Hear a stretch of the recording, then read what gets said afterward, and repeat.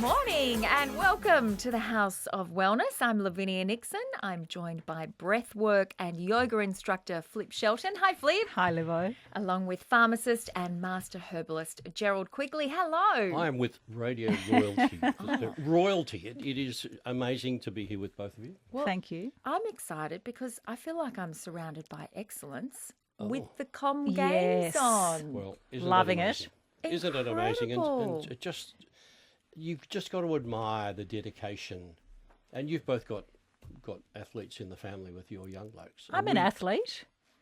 I'm Let me definitely rephrase not. that. Well, Well, I'm other an than Lavinia, I was going to say on that, it is very inspiring because I do go to the gym and I do a bench press and I've got like these little squeaky weights that I lift, 20 kilos. That's my personal PB. But Hanny Watson did a PB of 147 kilo in a bench press. I mean, I Wow. can't even. That's free. That's a couple of fridges. You know, like it's Wow. insane. It's insane. and when they're doing it and you see the bar bending, you think that's a fair weight on each end. So good luck to them. And, these sorts of things inspire younger kids to say, and you often hear them say the story, don't they? I was watching, particularly in Yes. swimming, I was watching X and I thought, I'll do that one day. And here I am, the same team as X. Yeah. And a huge shout out also to the gold medal winning 4x100 metre relay, the men's. It's the first time in 36 years that we've won gold in this So event. cool. We edged out Nigeria. So that is amazing to watch people at their peak. And unlike you, Flip, I can't dedicate my life to my body. But here at the House of Wellness, we do our best to be our best, don't we? Yeah. We do. And that means tackling all of your health questions. So give us a call on 131 873. Now, this week is National Stroke Week, with over 40,000 people in our country suffering from a stroke each year. The Stroke Foundation's Dr. Lisa Murphy will join us to chat about the signs that we need to watch for and also ways to prevent having one. And with so many women prone to iron deficiency, we'll cover what we need to include in our diet, plus what's out there in the way of gentle supplementation. There's also some tips for menopause, the lifestyle supports to put in place, and also some simple over-the-counter solutions for women during this major milestone.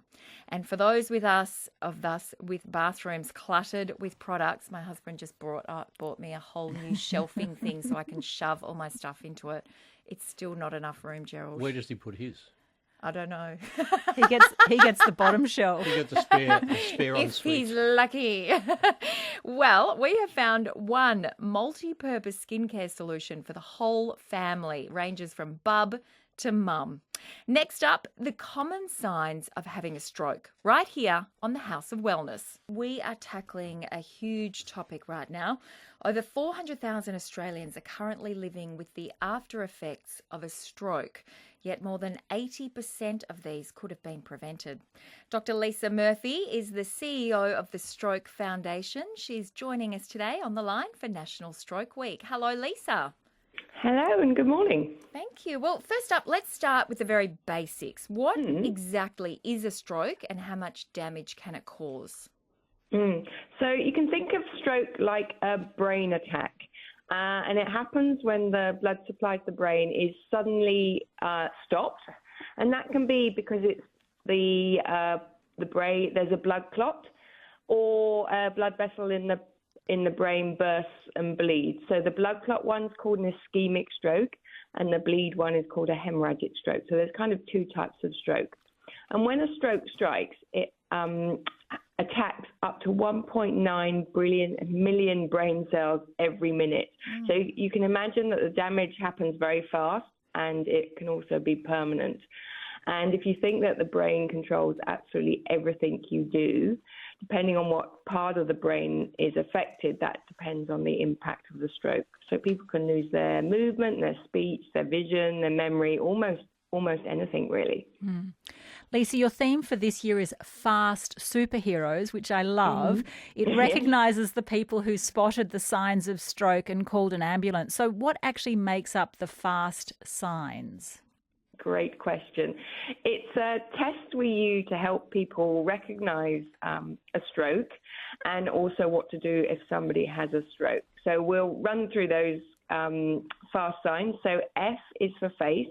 So if you see that somebody's mouth has dropped on one side, A is for arms, so if they can't lift both arms above their head. S is for speech, so if it's slurred, they can't get their words out, or they can't understand you, that's another sign. And then the T at the end, T is for time. So stroke's a medical emergency. Time is absolutely critical. If you see anybody or think yourself as having a stroke, then call 000 straight away. Don't wait, don't drive yourself to the hospital, don't ask a friend, don't lie down and have a rest, call that ambulance. Lisa, it's really terrific to be able to talk to you each year about Stroke Week because we tend to push this into the background. We hear of people who have mini strokes. Now, is a mini stroke a warning sign that there is a big one on the way, or do we dismiss that as something like a little hiccup in brain function?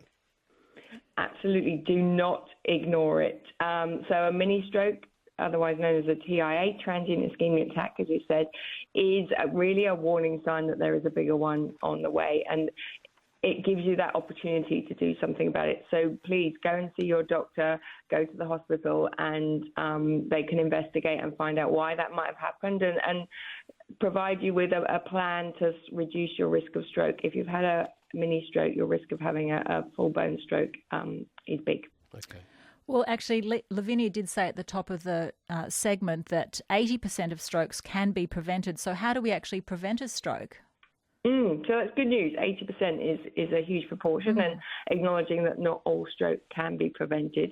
But the single biggest risk factor for stroke is high blood pressure. So making sure that you know what your blood pressure is, and if you have high blood pressure, making sure that you treat it. The other big risk factor is atrial fibrillation. So this is kind of an irregular heartbeat, but it can really be managed once it's diagnosed as well. And then other things like high cholesterol, diabetes, these are all risk factors as well. So I would encourage people to go and see their GP, get themselves checked out, find out if you have a high blood pressure or atrial fibrillation, high cholesterol, diabetes, because you absolutely can do something about it. And beyond sort of those conditions, it's the familiar list. Make sure you get out, get some physical activity, eat a well-balanced diet with as little salt as you possibly can, quit smoking if you do, and really reduce that alcohol. Lisa, one risk factor that in my time doing what I do is the person who suffers from a headache which won't go away, the headache that puts you to bed. Now, how do we teach people that a headache that doesn't go away is a sign that something's not quite right and shouldn't be ignored?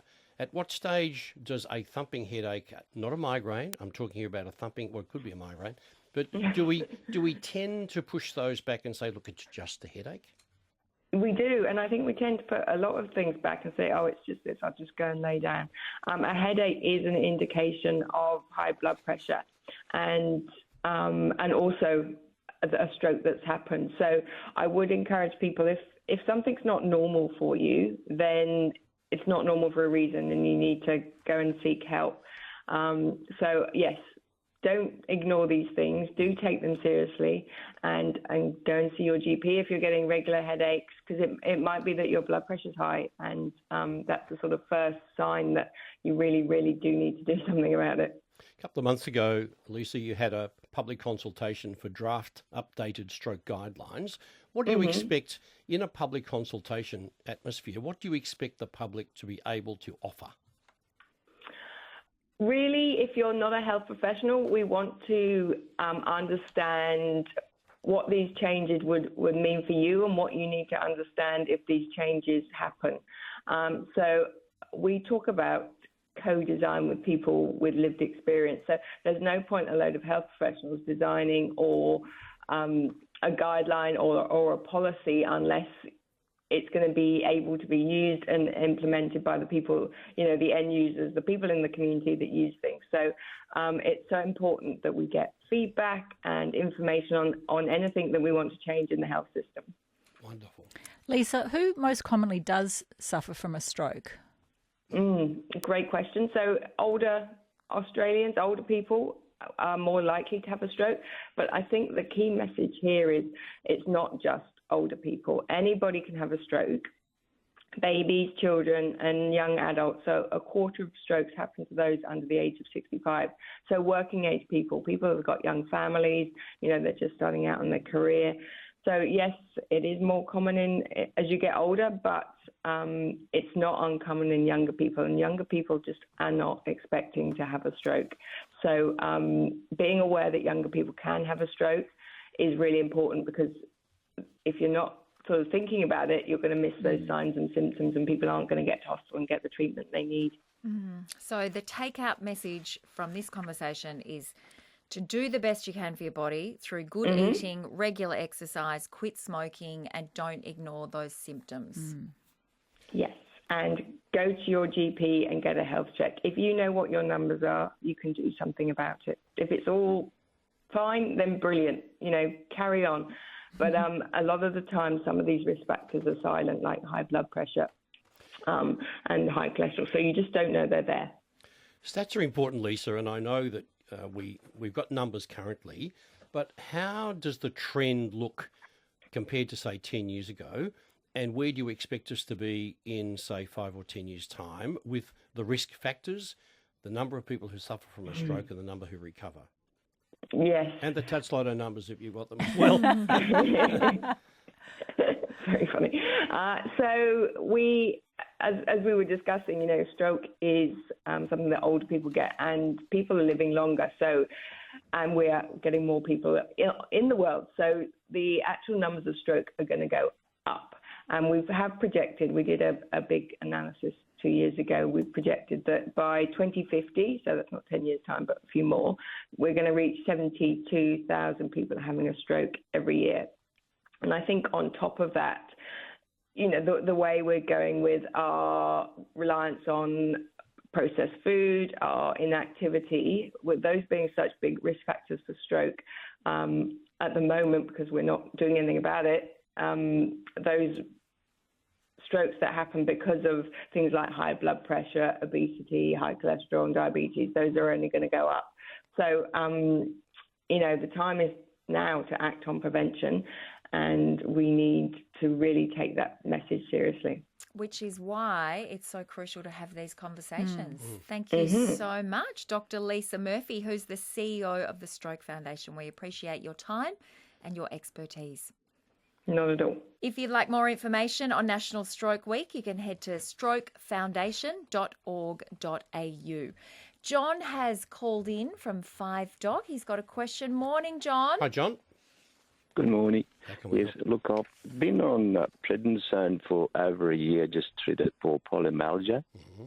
I just got off just now. I was just wondering, would it be the case to take something like arthritis to help, or maybe what the prednisone would have?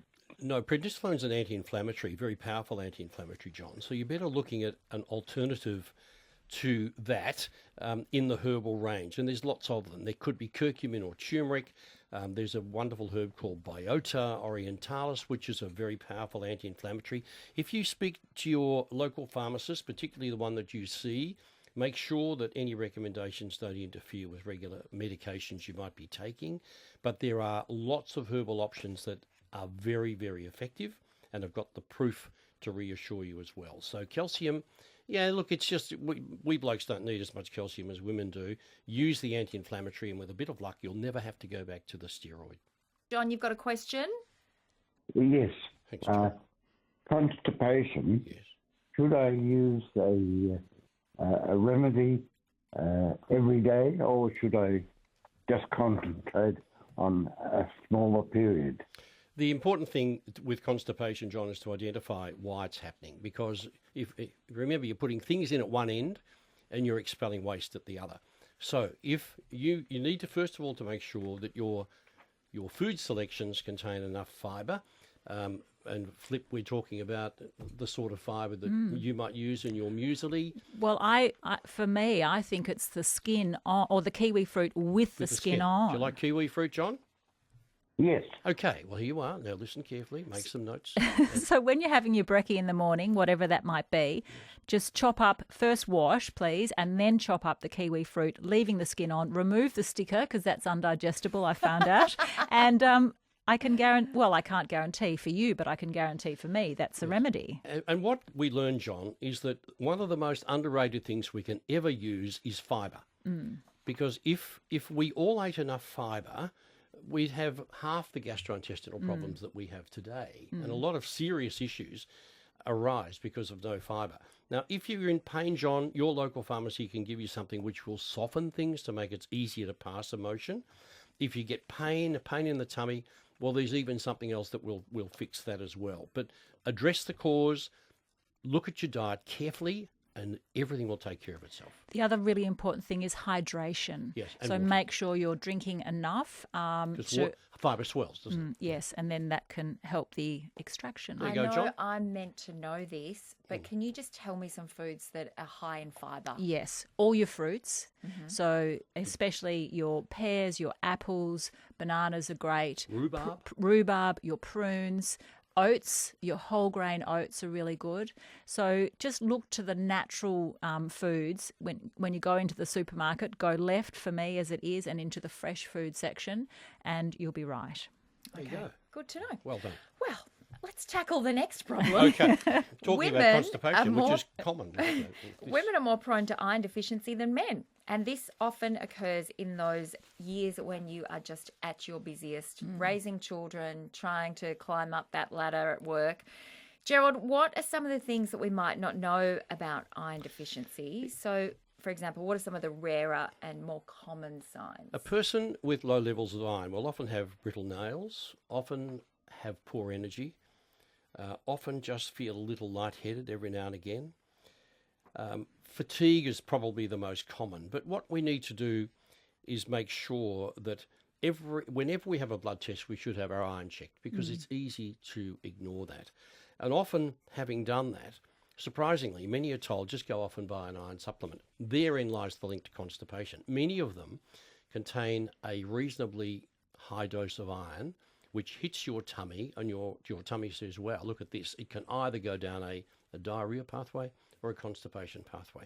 So the challenge for iron supplement makers is to put iron in a form which won't irritate your gastrointestinal tract. And this is where the formulation of a polymaltose iron, polymaltose iron, which is gentle on the tummy and gives you a pretty good dose of iron. Because if you make the dose too high, then it's going to cause problems. If you make the dose too low, you won't have the tummy problems, but you're not getting enough iron. And the polymaltose combination seems to be a gentle ingredient, which just means that we get the required level of iron without the discomfort. And I get really good feedback from those who are using that supplement to make sure that they are maintaining their iron levels based on what their doctor has advised or their pharmacist, or they feel that they're showing some symptoms. What about diet, Flip? What's so a way to get iron into We're going our back to food diets? again. It's Yeah, funny. back We to are. food. Yeah, Yeah, food is our absolutely. medicine.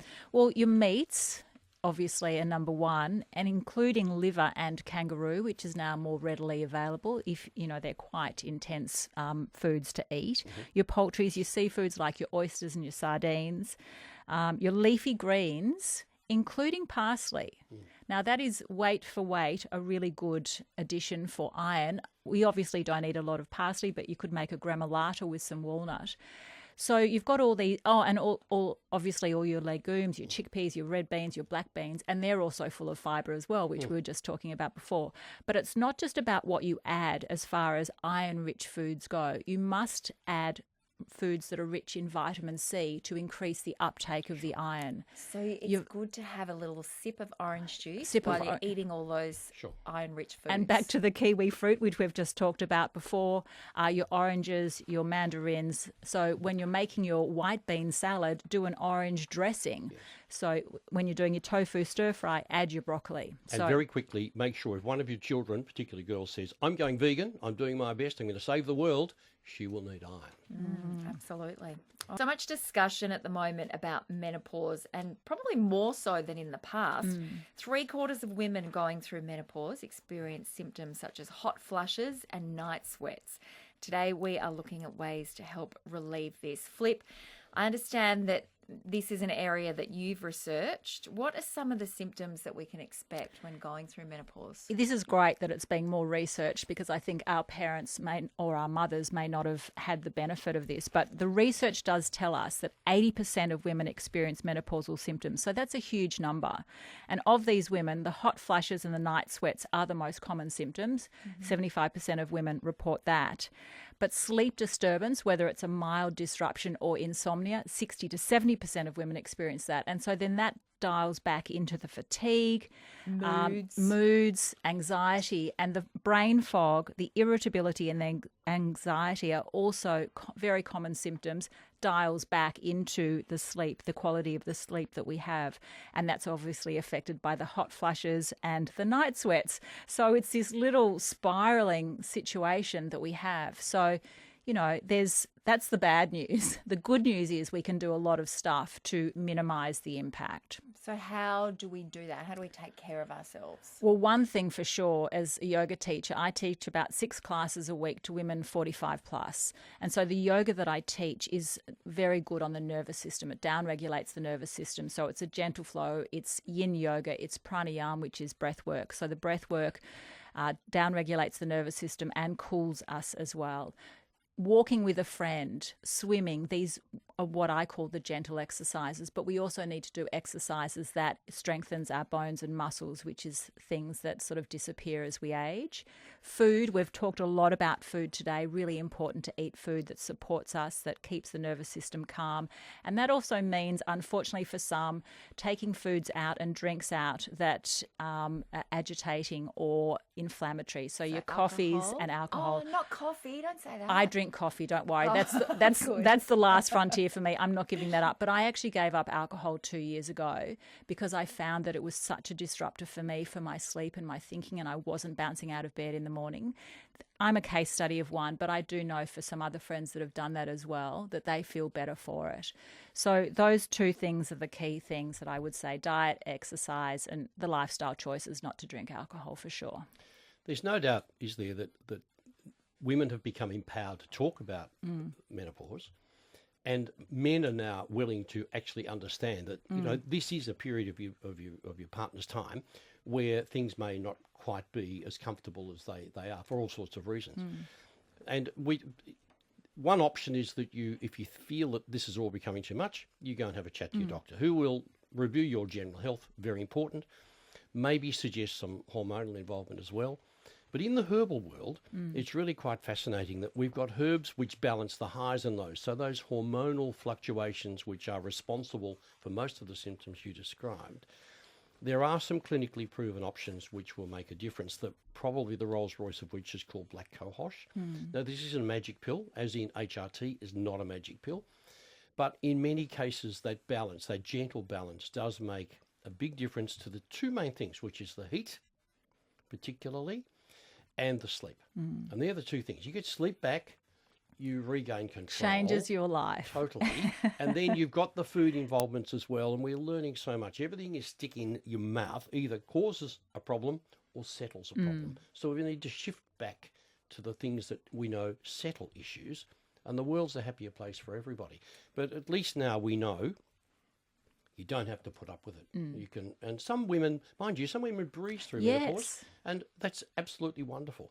And then at the other end of the scale, there are those who really struggle, but most are in the middle, where it might be a temporary struggle, an intermittent struggle, but as long as we recognise. So cohosh, what about creatine powder? I feel like creatine powder, it's in the news a bit at the moment, and it certainly does help with, the evidence is clear for muscles, for muscle strength. And there's beginning to find emerging evidence too that it helps with memory, because we often hear, I've got brain fog and I think it's menopause related. Probably is, but it's probably also due to poor sleep quality as well. So everybody's different, and what you do is you get some advice and have that advice tailored to your particular problems. And have the confidence, make notes, write them down, how you feel, what factors of your quality of life are being affected, and clearly enunciate them to your doctor or your pharmacist. Very good advice. He's quite good, isn't he, Livo? He's very good. We love having Gerald in. Thank you. And always remember to read the label and follow the directions for use. Anne has rung us on 131873 with a question for Gerald and Flip. Hi, Anne. Morning, Gerald and team. Hello, Anne. How can we help? I'm just wanting to highlight, following on from Lisa's content this morning regarding stroke. Good. Are you aware that there's a difference between raising your arms to the side and the front when you're practicing the protocols of the FAST principles? No, explain that, Anne, bearing in mind that Lisa did point out that lifting arm weakness, so that's a general phrase, which might be an inability to lift your arms. How do you, what variations of that are there? So our lived experience, unfortunately, was 2.5 years. My husband, at the age of 64, experienced a stroke in his sleep. Yes. And we were using the FAST principles as criteria for what had actually occurred, because he had a balance issue, that he hadn't slept well. At that stage, he was still speaking okay. So, of course, we were testing with the FAST principles, and when we asked him to elevate his arms, he put his arms up by his side, and they were, of course, equilateral. Yes. So it wasn't demonstrating that there was any deficit at all. Okay. And we kept doing that throughout the day, and he was resigned to the fact that he would just go to the GP on the Monday. And we're thinking, okay, well, he's still, like speaking, he's a little bit tired. He was blaming the lack of balance on an ankle, and, but we still needed to lean against a wall to be able to walk around the house. Right. Mm-hmm. And then when the symptoms persisted, and I called an ambulance the following day because I wasn't satisfied that anything had improved.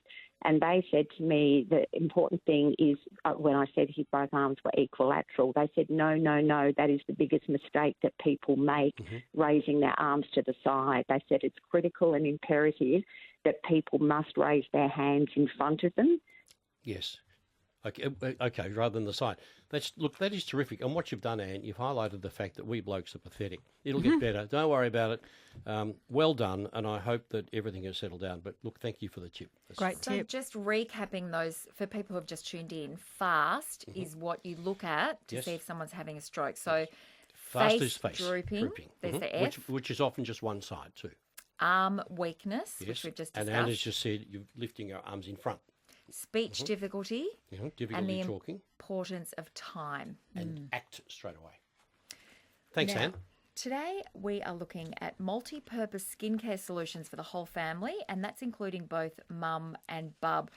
Gerald, is caring for family skin these days becoming less about more products and more about choosing the right product? We're learning more that we live in an air condition. We're controlled wherever we go. So that we get outside, sure, but there are environmental issues like UV light and everything else that are there. But we're learning that things that have to be done, and particularly using some nutrients that we know have been around for a long, long time, is fundamental to putting moisture on our skin at least once, preferably twice a day. And if it's a habit, and blokes again, chaps, moisturise for heaven's sake, because you'll pay for it otherwise when you get older. And skin damage from sunshine, sun-damaged skin particularly, is something that you're going to have to live with for a long time. So we've got things like calendula, almond oil, beeswax, all these things that are around in some magnificent products that have been around. One in particular has been around for about 100 years, I gather. These substances are gentle, natural, effective, and a multi-purpose. I was going to say, is there such thing as a multi-purpose skincare cream? Yes, there is.